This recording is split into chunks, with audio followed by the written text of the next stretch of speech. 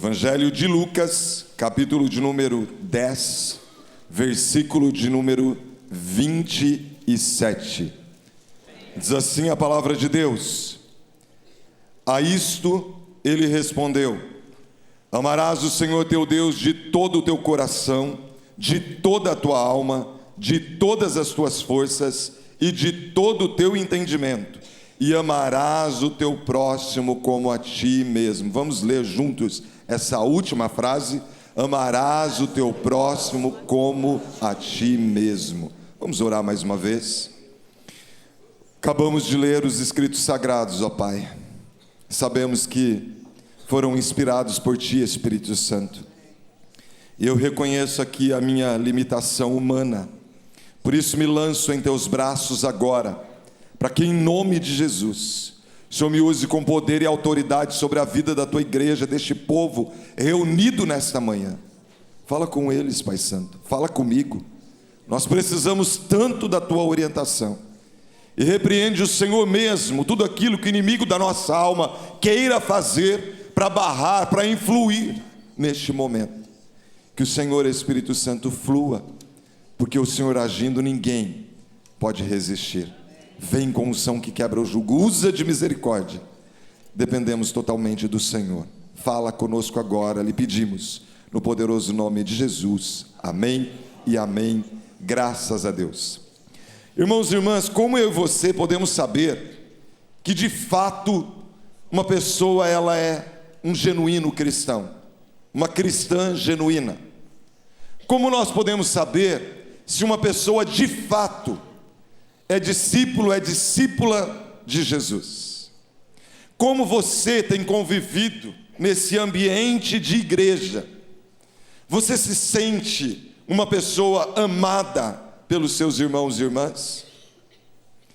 E aí vamos inverter a pergunta: você tem dado e doado e compartilhado amor, tem tido atitudes amorosas com as pessoas que são igreja e estão ao seu lado, na mesma célula, nos mesmos ministérios, que sentam ao seu lado nos cultos de celebração, como nós estamos aqui neste momento? Como você vive o seu cotidiano, como eu e você negociamos, nos relacionamos com as pessoas próximas a nós? Será que a nossa atitude é sempre de querer levar vantagem? Ou nós temos atitudes genuínas de um cristão? Hoje, eu e você estamos sendo chamados sobre uma reflexão: o amor, o diferencial do genuíno cristão. Amor, o diferencial do genuíno cristão. Você está brigado com alguém? Como você tem falado das pessoas que vivem próximas a você? Seus irmãos mais próximos dos ministérios. Qual é a imagem que você tem criado dessas pessoas? Você tem ciúmes quando alguém é elogiado? Quando alguém tem um dom que você não tem? Como eu e você temos nos comportado? João Calvino, reformador do século XVI, disse certa vez: o amor é a característica que distingue os discípulos de Cristo. O amor é a característica que distingue os discípulos de Cristo. Não existe melhor prova de nossa fé do que quando estamos prontos para nos amar uns aos outros. Ou seja, o amor é uma forma de avaliar, é a prova de quem é um verdadeiro discípulo de Jesus. É a prova, é o filtro, é a forma de nós detectarmos de fato quem é um discípulo de Jesus. E essas palavras não são minhas, essas palavras são do próprio Jesus. Foi Ele quem disse em João 13:35: nisto conhecerão todos que sois meus discípulos, quando tiverdes amor uns pelos outros. Quando tiverdes amor uns pelos outros. E eu repito a pergunta: eu e você somos de fato discípulos de Jesus? Porque é Jesus quem está dizendo que é dessa forma que nós reconhecemos quem é discípulo dele, quando nós demonstramos amor uns pelos outros. Quando João escreveu a sua primeira carta, ele usou alguns critérios para identificar genuínos cristãos. Ele fala de um aspecto que eu chamo aqui de doutrinário. Ele diz que para se tornar um discípulo de Jesus, precisa crer que ele se tornou carne, ele se tornou um de nós e que ele é de fato o Filho de Deus. João no capítulo 1, no versículo 11, ele diz: veio para o que era seu, os seus não receberam, mas a todos quantos receberam, deu-lhes o poder de serem feitos filhos de Deus. Isso significa que não era antes. O único gerado por Deus é Jesus Cristo.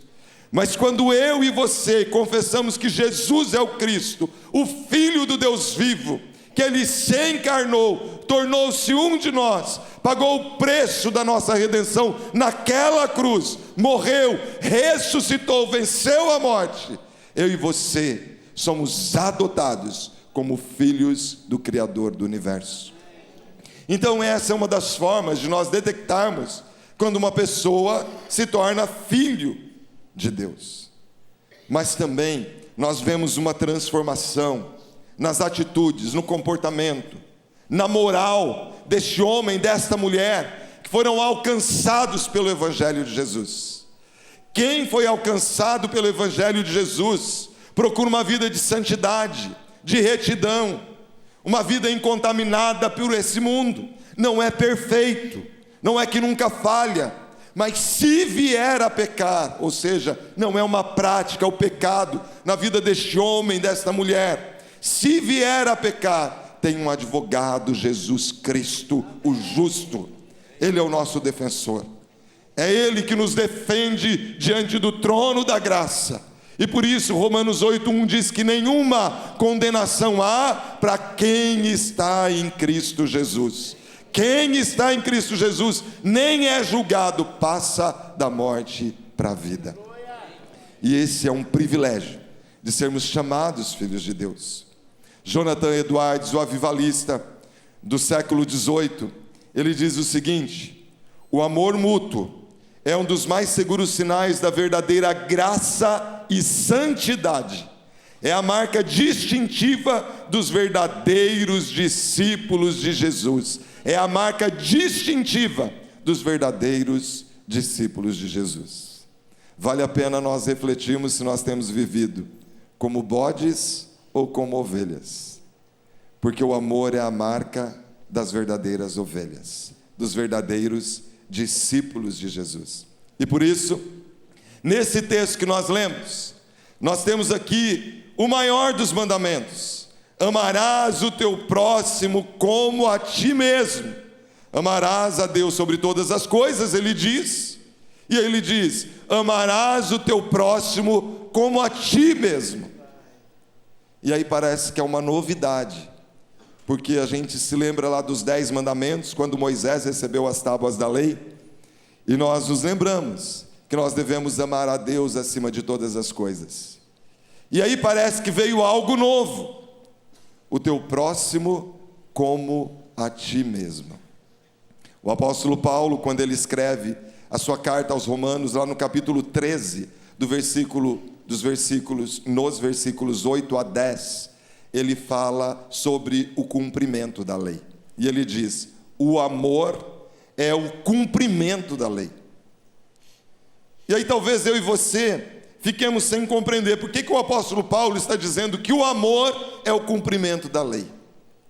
Vamos voltar lá nos 10 mandamentos, as leis que Deus deu a Moisés lá no Monte Sinai. Ele deu 2 tábuas com 10 mandamentos. Em uma, os 4 primeiros mandamentos. Em outra, os outros 6 mandamentos.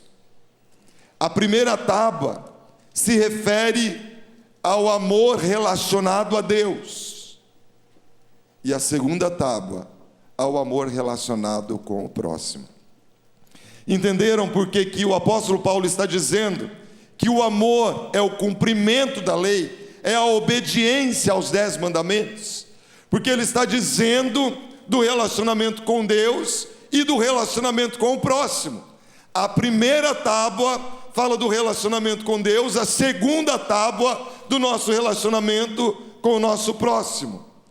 Vamos buscar relembrar aqui esses mandamentos para ficar mais claro ainda. Quem se lembra qual é o primeiro mandamento? Não terás outros deuses diante de mim.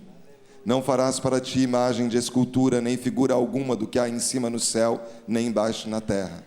Não as adorarás, nem lhes darás culto, porque eu sou Deus zeloso, que visito a iniquidade dos pais nos filhos, até a 3ª e 4ª geração daqueles que me aborrecem. E uso de misericórdia por 1000 gerações, daqueles que me amam e guardam os meus mandamentos. Não terás outros deuses, ou seja, ame a Deus acima de todas as coisas. Amor a Deus. Não tenha ídolos, não tenha as estátuas para tua veneração. Ele é claro: não terás outros deuses, não farás imagens de escultura para adoração. E ele continua: não tomarás o nome do Senhor teu Deus em vão. Eu digo que eu sou Jefferson, filho de Deus, mas as minhas atitudes são incoerentes com as atitudes que Jesus teria se ele estivesse no meu lugar.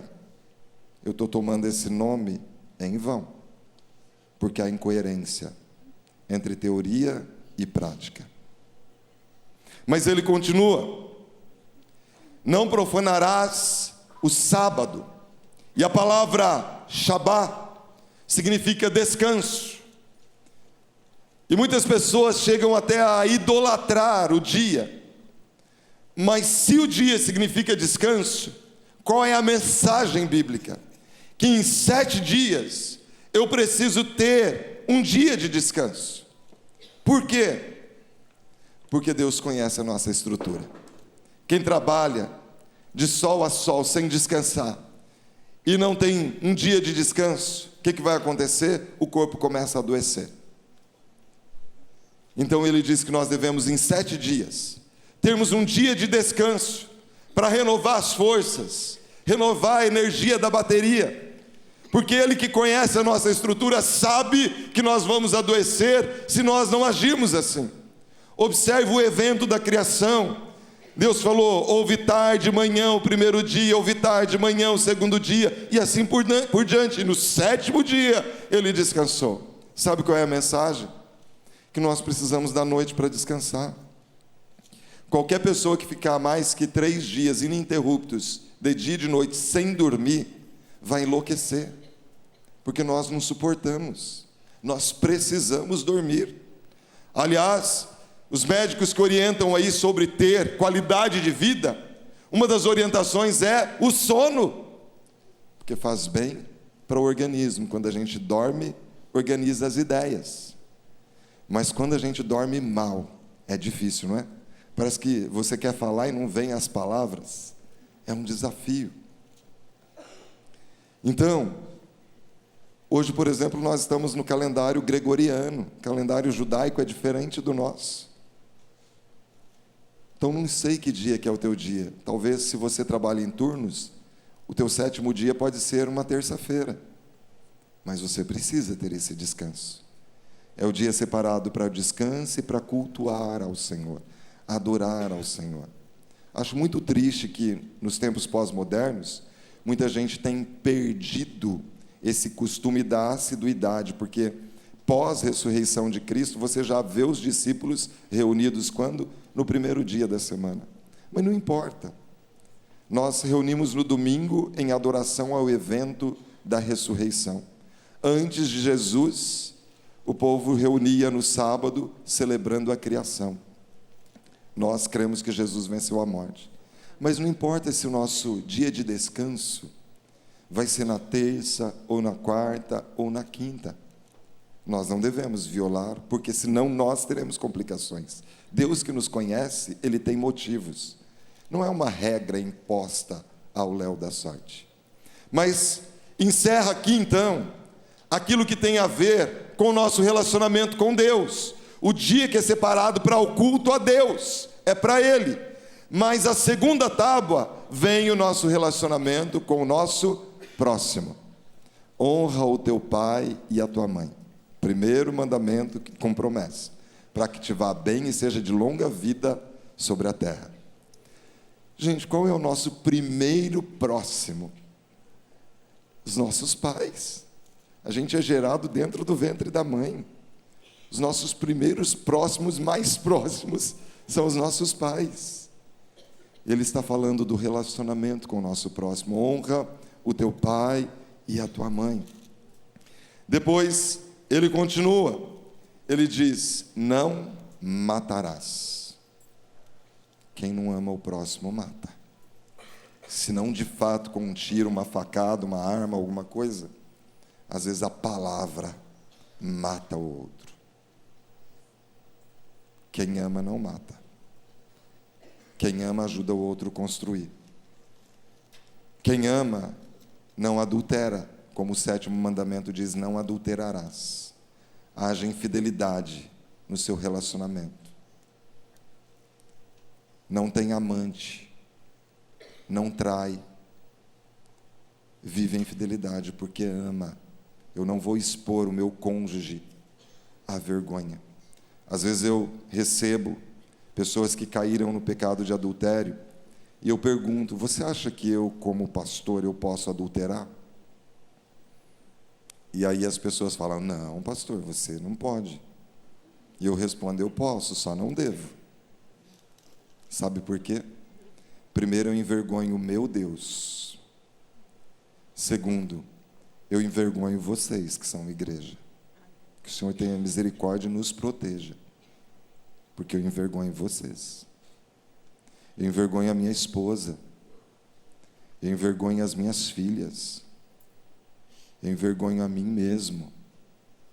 Vale a pena violar um princípio por 10, 15 minutos de prazer e olha lá. Não adulterarás. Não roubarás. Mas o que tem de gente levando material da empresa para casa, né? Não é nosso. Não roubarás. Não dirás falso testemunho. Mas o que tem de fofoqueiro, né, gente?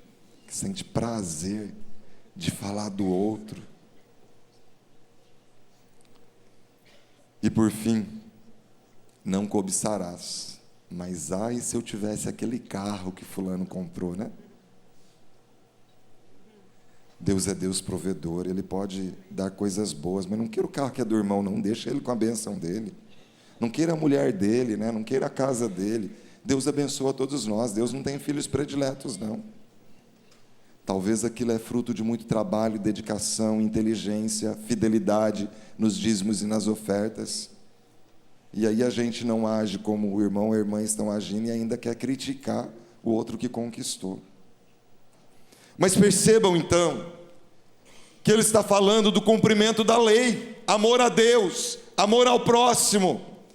Então o amor, ele é o cumprimento da lei, é dessa forma que nós sabemos se há um crente genuíno, se nós amamos o nosso irmão, se nós amamos o nosso próximo. E sabe que o apóstolo Paulo, falando sobre maturidade cristã, ele fala de 3 coisas que nós devemos ter. Ele fala da fé, da esperança e do amor. Porém, ele diz, o amor é o maior de todos. Sabe por quê? Fé a gente precisa enquanto a gente está aqui na terra. Então tem que pedir para Deus remover a incredulidade do nosso coração. Nós precisamos ter fé. Esperança nós devemos ter enquanto nós estamos aqui, a esperança da vida eterna. Mas o amor transpõe a eternidade. O amor é a realidade do céu, é o ambiente do céu. Por isso, quando eu e você agimos dentro da nossa casa em amor, nós estamos trazendo o ambiente do céu para dentro da nossa casa. Já pensou o ambiente do céu presente na sua casa, na minha casa? O ambiente do céu presente na nossa célula, na nossa igreja, nos ministérios que nós estamos envolvidos, porque há amor. É o ambiente do céu presente onde nós estamos, porque há amor. E se tem uma coisa que me impacta, é que quem derrama amor no coração é o Espírito Santo. E quem ama, o inimigo não tem força nessa vida, sabia? Isso é uma vivência, é uma experiência. Marcelo, que é um dos diretores da UDF, ele disse que uma vez eles estavam ministrando Veredas Antigas, e num momento de confissão de pecados, uma pessoa começou a confessar os seus pecados e ela ficou possessa, endemoniada. E eles foram repreender aquele demônio em nome de Jesus. E diz que o demônio começou a gritar e dizer: vocês são terríveis, eu não suporto esse ambiente de amor. E a moça foi liberta por causa do ambiente de amor, do amor de Cristo presente naquela vida. Não importa quão difícil seja a situação, Jesus, ele rompia as barreiras pelo amor. E eu e você somos chamados a isso. Quando a gente quer vingar, a gente rompe pelo amor. Às vezes as pessoas não querem nem nos cumprimentar, porque quem é perfeito aqui, gente? Quem está nesse nível de perfeição que nunca falhou? Se nós não levarmos em consideração que o nosso próximo é humano, é falho, a gente não convive com ninguém. Ninguém. Se eu não entender que a minha esposa é humana, eu vou exigir dela uma perfeição que ela não vai conseguir me devolver. Se eu não entender que as minhas filhas são humanas, eu vou exigir delas uma perfeição que elas não conseguem devolver, porque eu não consigo devolver perfeição para os outros. Então, ainda que alguém tenha falhado, se nós somos cristãos, qual é a nossa marca? Amor. Mesmo que a pessoa não nos trate bem, nós vamos tratar bem. E não nos cansemos de fazer o bem, porque a seu tempo ceifaremos. Insista, persevere, que vem o tempo da colheita. Então Jesus disse assim: aquele que me ama e ama seus irmãos passou da morte para a vida. Quem não ama até agora está nas trevas. Aquele que ama é nascido de Deus. Por quê? Porque Deus é amor. Se nós amamos a Ele, é porque Ele nos amou primeiro. E ele disse: se alguém disser amo a Deus e odiar a seu irmão, é mentiroso. É mentiroso. Pois aquele que não ama a seu irmão, a quem vê, não pode amar a Deus a quem não vê. É sério, irmãos e irmãs? Já pensou nisso? Eu falo, não, eu amo a Deus, mas não amo o meu irmão. É a palavra que está dizendo que não é convertido, está nas trevas ainda. E esse é o desafio. Esse é o desafio. Liberar perdão, como Cristo fez até o perdão para a gente liberar, porque Ele já nos liberou. Já pensou nisso? Tudo que nós podemos doar para alguém é Cristo quem nos deu. Tudo vem dele. Então, aqui em Lucas 10, 27, está falando de amar o próximo como a si mesmo. Quem ama, gente, não fofoca, não critica. Mesmo que o outro trate mal, vai tratar bem. E é assim que nós devemos fazer. É dentro desse contexto que está esse texto que nós lemos, a parábola do bom samaritano. Passou lá o levita, passou o sacerdote, que deveria se esperar deles socorrer aquele samaritano ferido à beira do caminho. Quem vem? Um judeu que estava saindo, um samaritano que estava saindo de Jerusalém e não se dá bem com o judeu. De onde menos se esperava. Vem aqui que Jesus fala: quem agiu com amor para com o próximo? Foi o sacerdote? Foi o levita que passou de largo? Que pensou, vou me contaminar se eu tocar nesse homem? Então, às vezes, a gente fica muito preso a rituais. Talvez o levita pensou, o sacerdote, se eu tocar nele e ele estiver morto, eu vou chegar no templo contaminado. Eu não posso, está preso ao ritual. O Evangelho liberta.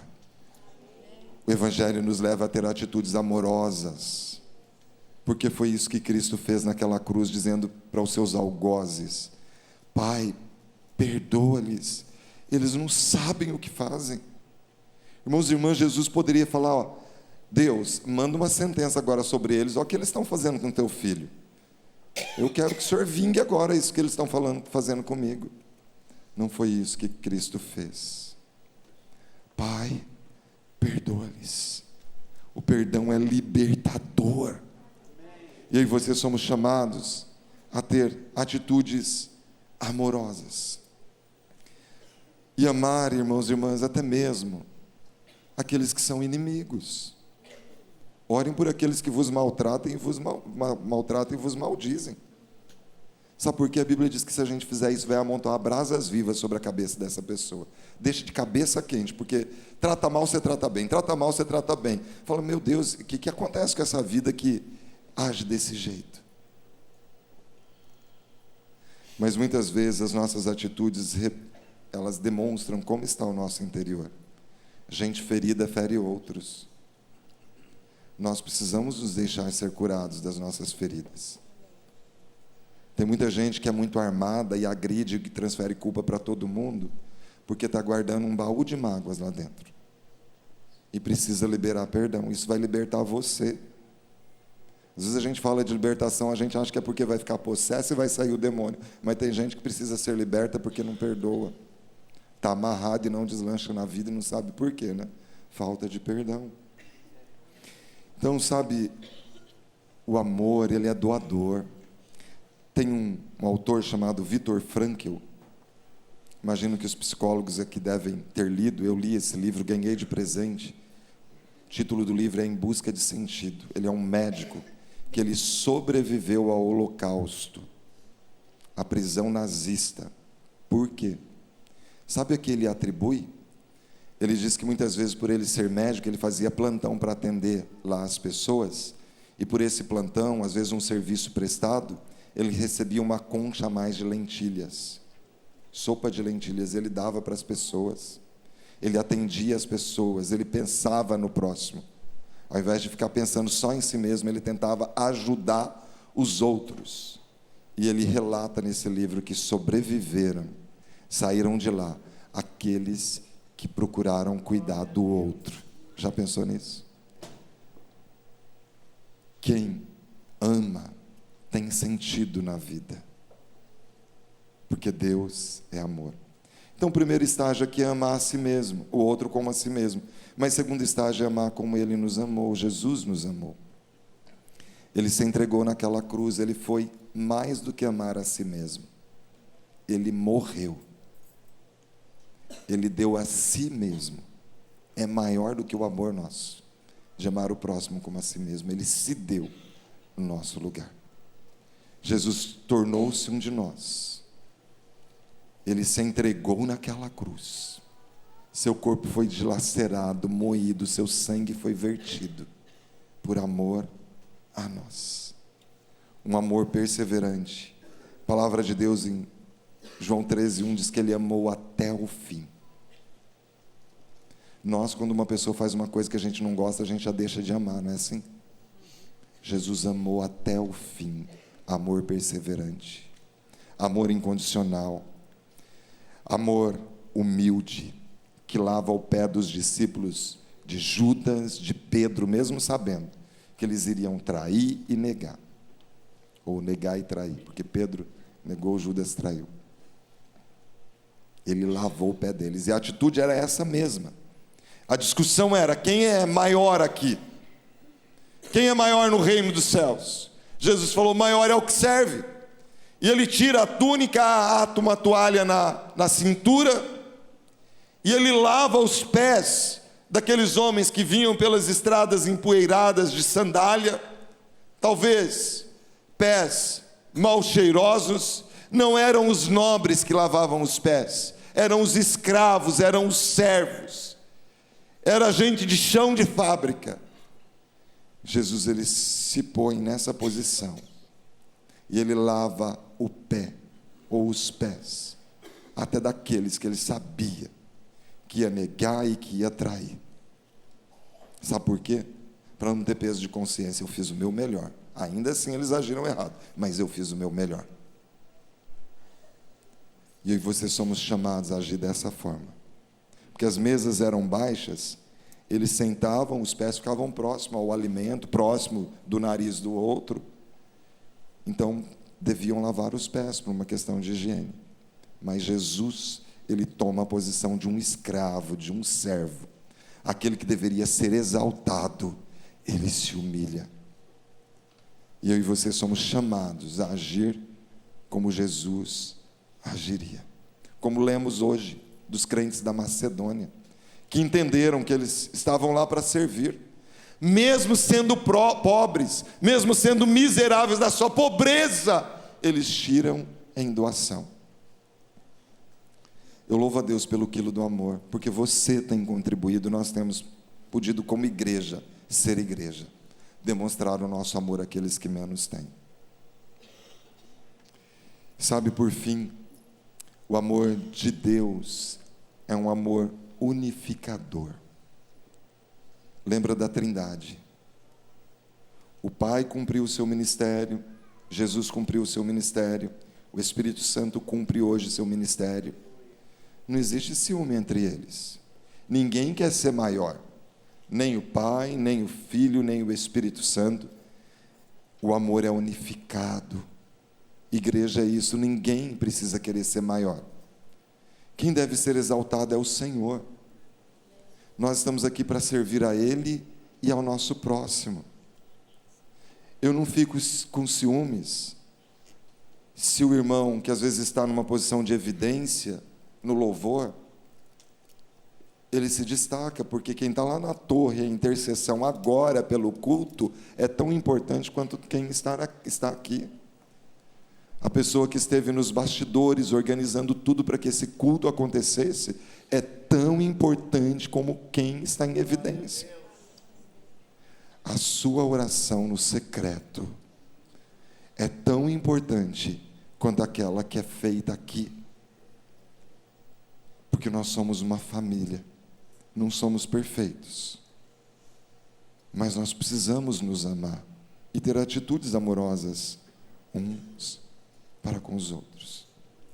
Há tanto que falar sobre esse assunto, mas eu não quero me delongar mais do que já delonguei, porque eu quero passar um vídeo agora, lembrando do que Jesus fez por amor. Podem, pessoal da mídia, pode soltar esse vídeo, por favor? Eu sou um cirurgião e dou aulas há algum tempo. E por 13 anos vivi em companhia de cadáveres e durante a minha carreira estudei anatomia a fundo. Posso, portanto, escrever sem presunção a respeito de morte como aquela. Conhecemos a farsa do processo preparado pelos líderes religiosos, o envio de Jesus a Pilatos e o desempate entre Herodes e Pilatos. Pilatos teve que ceder e então ordenou a flagelação, o chicoteamento de Jesus. Os soldados despojam Jesus, tiram a roupa de Jesus e o prendem pelo pulso a uma coluna do pátio. A flagelação se efetua com tiras de couro múltiplas, sobre as quais são fixadas bolinhas de chumbo e pequenos ossos. Os carrascos devem ter sido 2, um de cada lado e de diferente estatura, e golpeiam com chibatadas a pele já alterada por milhões de microscópicas hemorragias do suor de sangue. A pele se dilacera e se rompe, o sangue expira, a cada golpe Jesus reage em um sobressalto de dor. As forças se esvaem, um suor frio lhe impregna a fronte, a cabeça gira em uma vertigem de náusea, calafrios lhe correm ao longo das costas. Se não estivesse preso no alto pelos pulsos, cairia em uma poça de sangue. Depois o escárnio da coroação, com longos espinhos mais duros que os de acácia. Os algozes entrelaçam uma espécie de capacete e o aplicam sobre a cabeça de Jesus. cabeludo fazendo-o sangrar, e os cirurgiões sabem o quanto sangra o couro cabeludo. Pilatos, depois de ter mostrado aquele homem dilacerado à multidão feroz, o entrega para ser crucificado. Colocam sobre os ombros de Jesus o grande braço horizontal da cruz, que pesa uns 50 quilos. A estaca vertical já está plantada sobre o Calvário. Jesus caminha com os pés descalços pelas ruas de terreno irregular, cheia de pedregulhos. Os soldados o puxam com as cordas. O percurso é de cerca de 600 metros. Jesus, fatigado, arrasta um pé após o outro, frequentemente cai sobre os joelhos e os seus ombros estão cobertos de chagas, de ferimentos. Quando ele cai por terra, a viga lhe escapa, escorrega e lhe esfola o dorso. Sobre o Calvário tem início a crucificação. Os carrascos despojam o condenado, tiram a roupa do condenado, mas a sua túnica está colada nas chagas, nos ferimentos, e tirá-la produz dor atroz.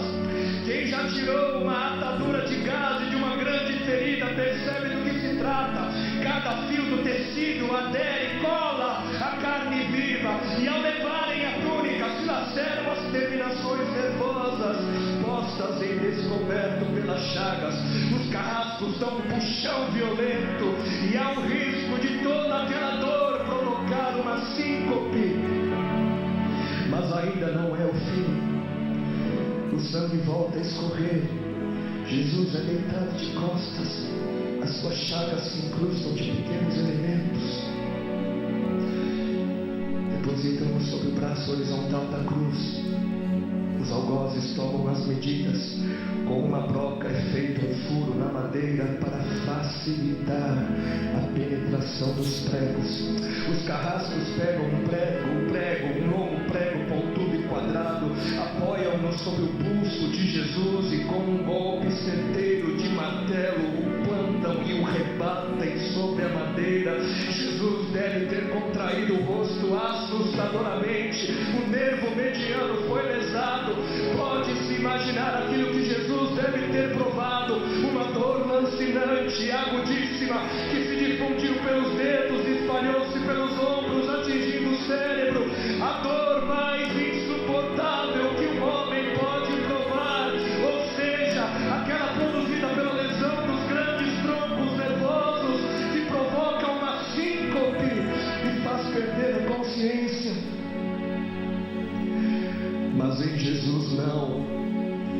O nervo é destruído só em parte, e a lesão do tronco nervoso permanece em contato com o prego. E quando o corpo for suspenso na cruz, o nervo se esticará fortemente como uma corda de violino esticada, e a cada solavanco, a cada movimento, vibrará, despertando dores dilacerantes. Elevam a Jesus. Os ombros da vítima esfregam dolorosamente sobre a madeira áspera. As pontas cortantes da grande coroa de espinhos penetram o crânio. A cabeça de Jesus inclina-se para frente, uma vez que o diâmetro da coroa o impede de apoiar-se na madeira.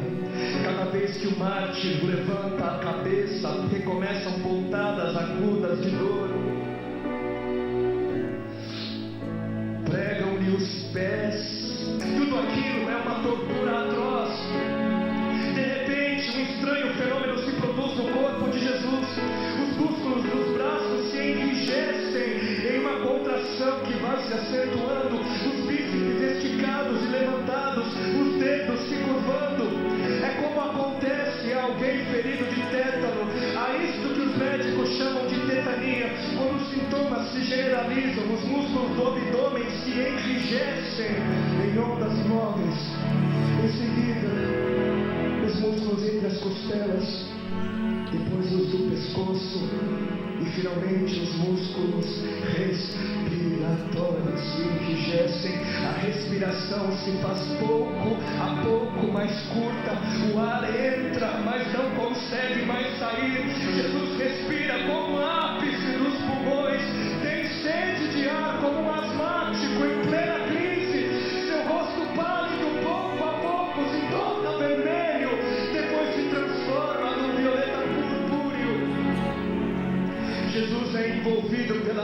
asfixia. Seus pulmões cheios de ar não podem mais esvaziar-se. A fronte está impregnada de suor, os olhos saem fora de órbita. Mas de repente algo acontece. De repente algo acontece.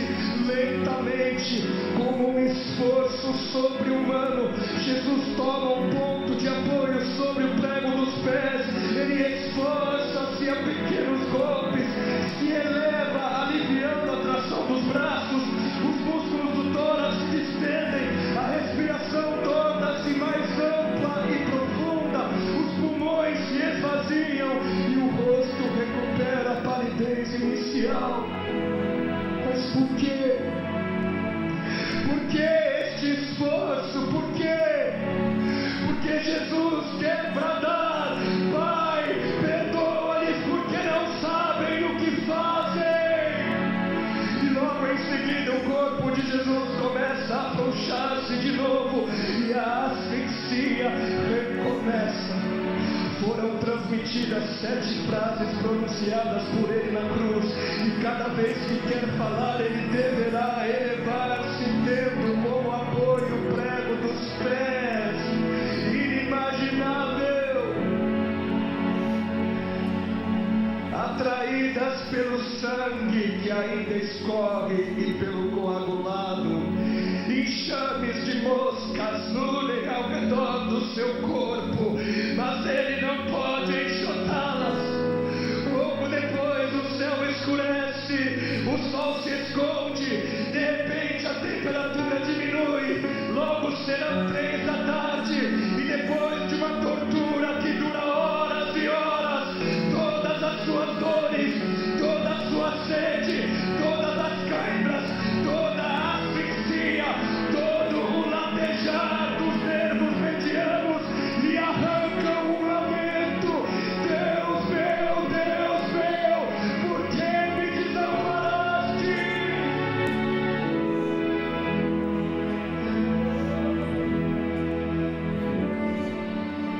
Jesus grita: está consumado! E em seguida, num grande brado, diz: Pai, nas tuas mãos entrego meu espírito.